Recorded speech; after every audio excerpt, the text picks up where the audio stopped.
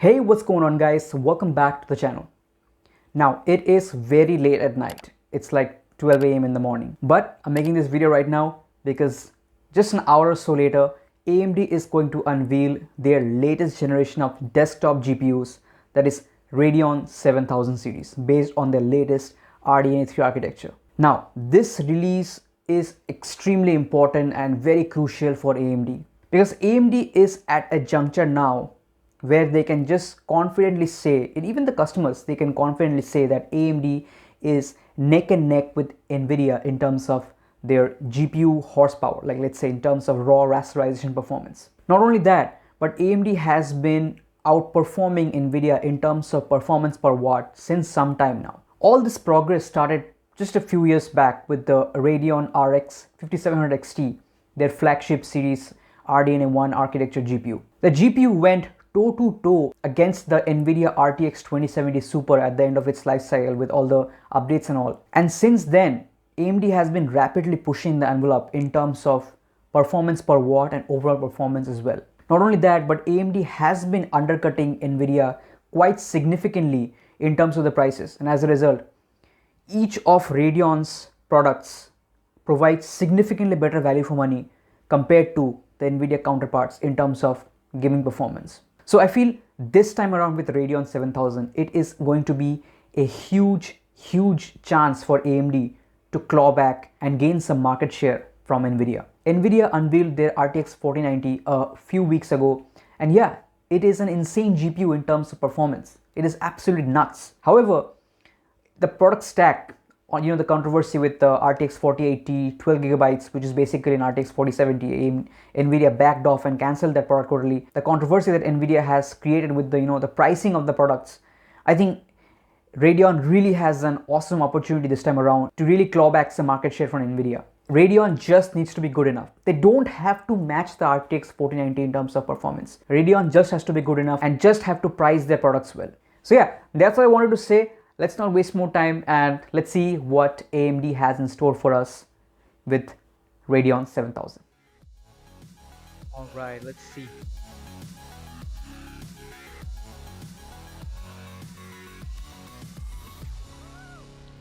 Here we go.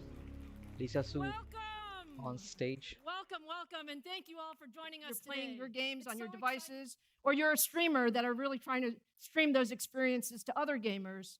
Our mission is to bring you the best experience possible for all Create of your and gaming stream. platforms. That's what I'm quite interested in. Now, today, it's all about the next generation of Radeon graphics and how we deliver the future of gaming with the world's most advanced graphics architecture, RDNA 3.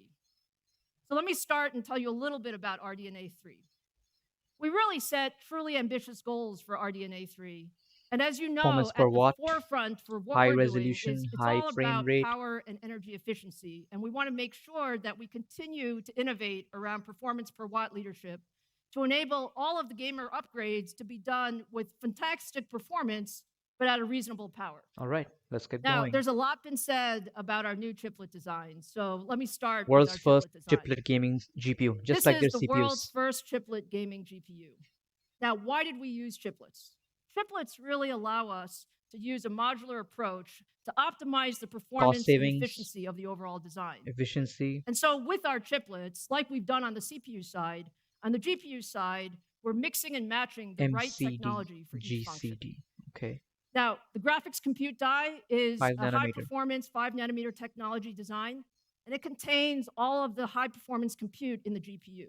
That includes the shaders, the display engine, and a brand new media engine as well. Brand new media engine. And then the other die is a memory cache die, and it's built in 6-nanometer process technology. I'd like to see more productivity-oriented features that features the GDDR6 controllers, as well as up to 96 megabytes of infinity cache.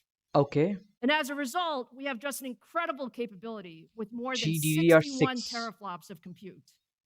By the way, do you guys think you need 61 teraflops of compute? Okay, hell yeah, we need. What do you mean? We need as many teraflops as possible. We also have the world's fastest chiplet interconnect to enable 5.3 terabytes per second of peak bandwidth. And that Okay. allows us to unlock the full potential of 24 gigabytes of GDDR6. XTX with 24 gigabytes of GDDR6 and the 7900 XT with 20 gigabytes. What's the cost? So you can imagine these are just incredible gaming cards. So now I'm going to turn it over to Sam, Scott, and Frank that are going to take you through all of the exciting product details. Sam?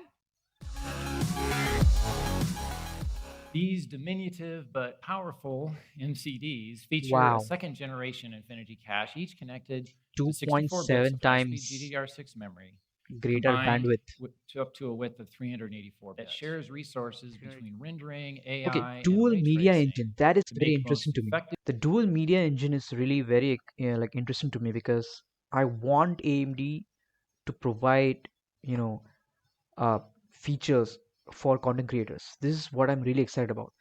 I want this dual media engine to, have the capability to decode and encode like the most difficult, codecs available.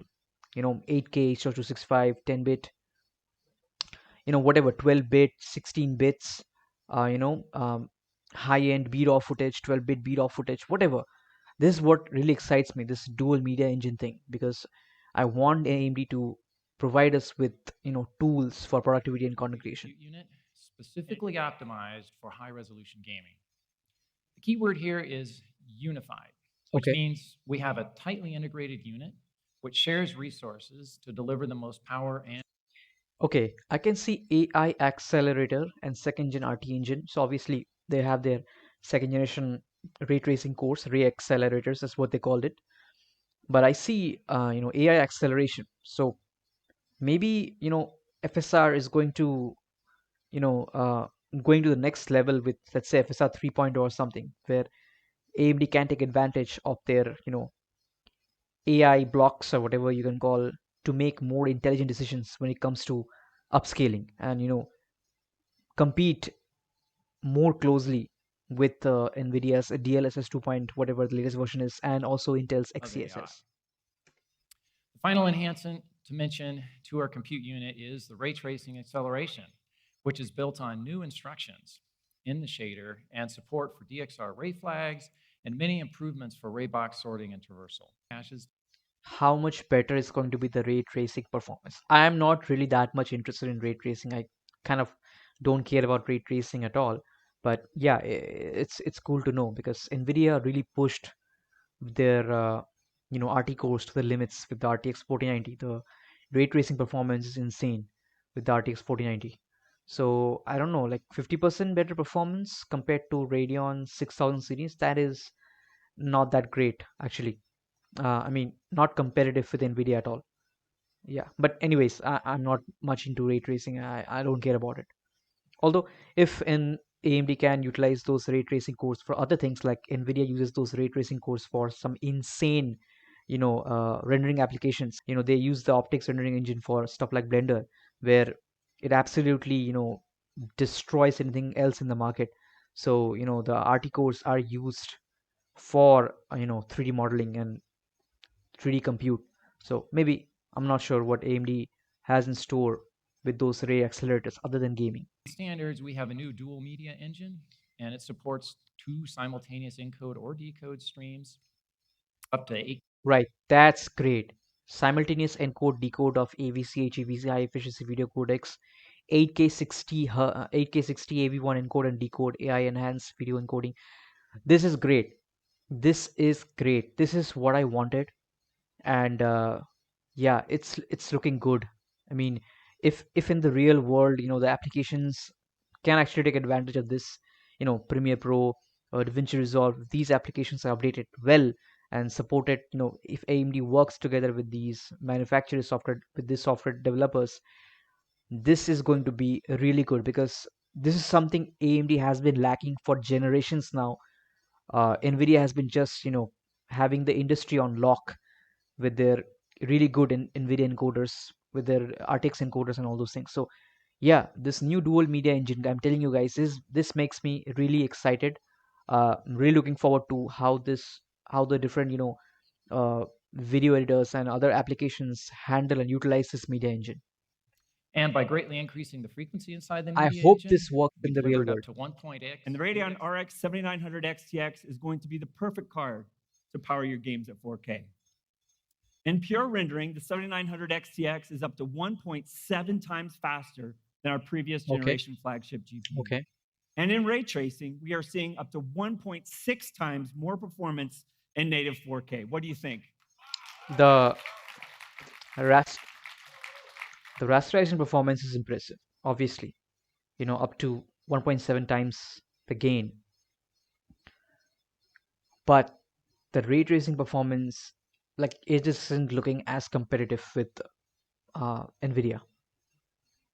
Because I think 50% better ray tracing performance, that would mean that this, Radeon 7000 is only matching RTX 3000 series in terms of ray tracing performance. But that's fine. I don't really care about ray tracing. That's one beefy boy. Take a good look. We've spent a lot of time optimizing this car, but more Okay, it looks importantly, nice. making It looks sure that handsome. you're going to be proud when you put it into your rig. Absolutely fantastic. This gaming 7900 built- series gaming cards are industry leaders in performance per watt. There's no need to rebuild your desktop, no need to upgrade your case, and there's no need for a new power adapter. Great. That's nice. Previous generation enthusiast GPUs, including those recently launched by our competitor, only support DisplayPort 1.4. Gamers who purchase these graphics cards will see limited frame rates. But with the RX 7900 series, That's kind of misleading, but yeah, yeah, whatever, however you say, frame rates in terms of what gaming performance.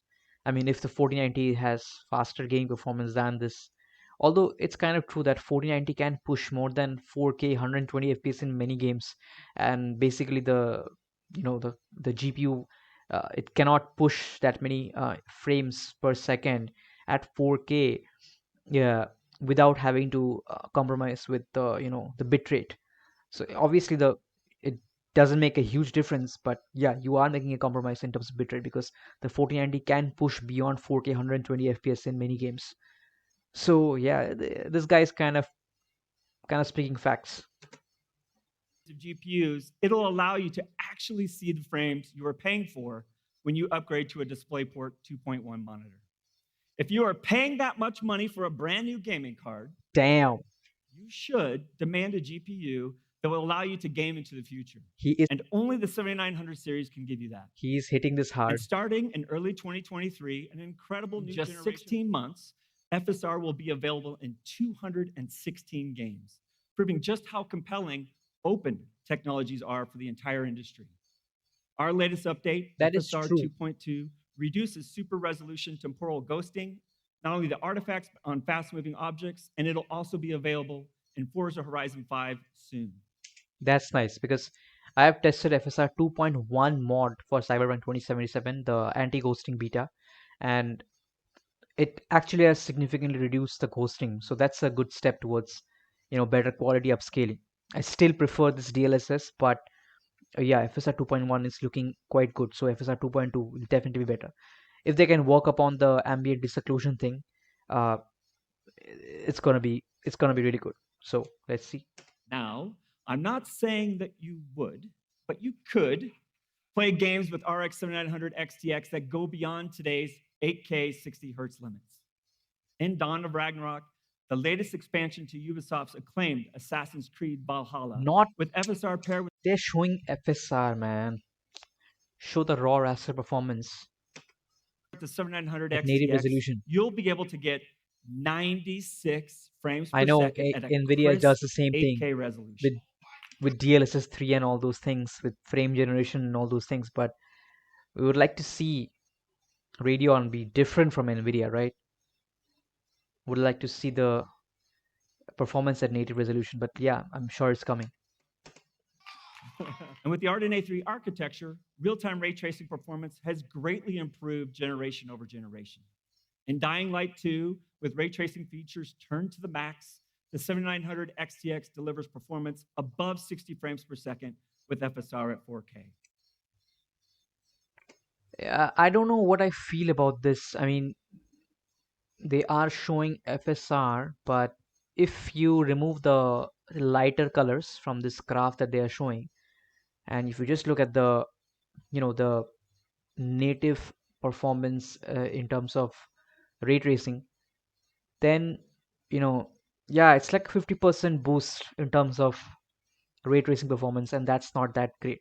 That's like RTX 3000 series or less than 3000 series as well. And you can experience it yourself. All right, so let's talk about what are we doing to help improve your recording and your streaming experience. Well, we've partnered with OBS to improve video streaming quality across all bit rates Great. on Radeon RX 6000 and Finally, 7000 series graphics. finally, AMD has officially announced like they are working alongside OBS. Like before, it was just I think a single person developer who was working on the the encoding, the encoder plugin, and all those things. Now, it's the first time I'm hearing AMD actually address this, and that they are working together with OBS. This is great news, Here guys. we go. Starting December 13th, 2022, you'll be able to purchase the 7900 XTX for $999. Okay, that guy was very excited. Alright guys, so basically in terms of the price, the pricing is pretty good because the 7900 XTX I think can quite compete quite well with the RTX 4090 in terms of raw rasterizing performance. In terms of ray tracing performance, definitely it cannot. I'm pretty sure about it. I'm quite excited for the RTX 4080 Ti versus the 7900 XTX. Let's see what the 4080 Ti price will be, but I'm pretty sure it's going to be quite expensive. Uh, but let's see how the performance turns out to be, because I'm quite excited about the overall prospect of the Radeon 7000 series. New media engine, that excites me a lot. The whole streaming thing that AMD has been working with OBS and Premiere Pro and all those things, the whole media experience, productivity workload, that is what excites me quite a lot, because I'm pretty sure gaming performance will be insane with this Radeon GPUs. I think the price is also pretty good. Let's see what the lower end products are like and how it actually compares with the RTX 4080, because the 4090 is a Halo product. I don't think any people like most people need a 4090. The 4090 is like a god tier GPU, and definitely the 7900 XTX is not competing with it in terms of the both the raw raster and also the ray tracing. I think in terms of raw raster performance, 7900 XTX will be slightly behind the 4090, which is just fine, which I'm totally fine with. I've already said at the beginning of the video that the 7900 XTX just has to be good enough, because the pricing is so much less. $600 price, $600 less. That's a huge difference in terms of pricing. So yeah, the Radeon 7000 series is looking really exciting, and I don't think I've been excited about a Radeon GPU as much as this. Like, I was really excited about Radeon 5000 series, the RX 5000 series with the 5700 XT and all those. Radeon 6000 was refinement of the RDNA1 series, and this one really brings together all the updates and the performance and the in terms of the product features, like as I talked about the productivity performance, productivity features, and all those things. And so this really makes me excited about Radeon GPUs, because these things will also trickle down back into laptops, and Radeon GPUs will basically become more well-rounded. They will be more well-rounded, and they're kind of you know coming closer to Nvidia, both in terms of work and play. Obviously, the play was already covered, but now Radeon is really providing us with some good option in terms of productivity, and that's what excites me a lot. So that's it for this video, guys. It is very late at night. It's 2:30 a.m. So yeah, if you like this video, please hit the like button and comment down below your thoughts on Radeon 7000. Are you excited about it? Are you excited about the prospect of work and play? So yeah, uh, do like, share, and subscribe, and I'll catch you in the next one. Peace.